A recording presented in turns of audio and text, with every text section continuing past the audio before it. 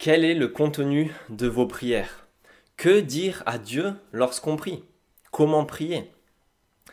C'est la troisième facette de comment prier qu'on va aborder, c'est le contenu des prières, basé sur ce que beaucoup connaissent et ce qu'on appelle parfois le Notre Père.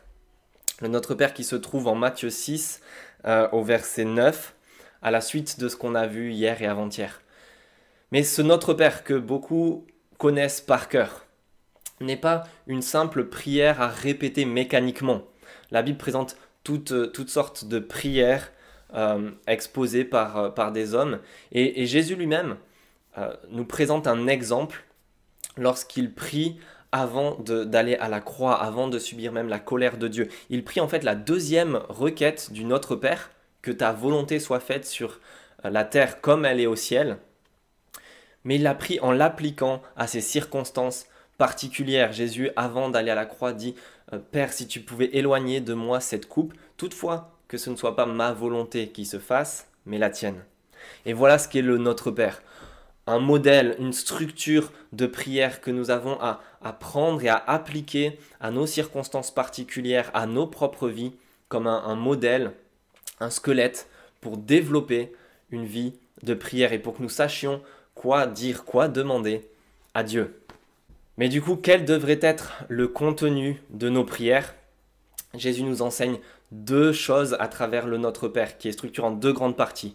Tout d'abord, de prier pour la gloire de Dieu, et puis pour nos besoins réels. Au verset 9, il dit « Voici donc comment vous devez prier, notre Père céleste. Que la sainteté de ton nom soit respectée, ou que ton nom soit sanctifié.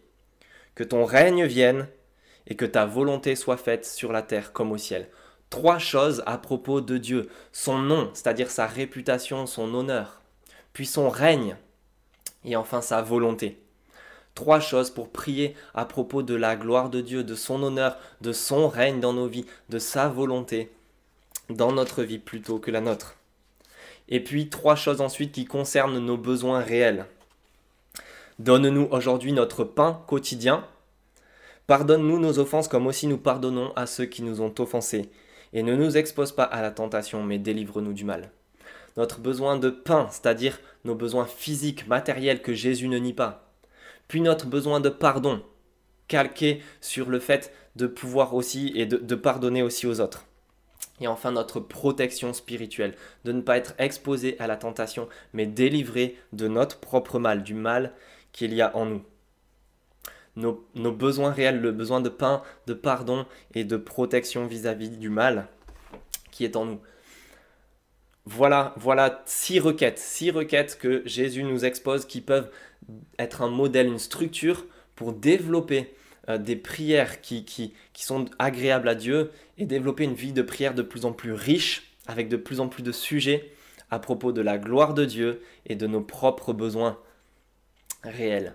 Nous savons maintenant que dire à Dieu dans nos prières.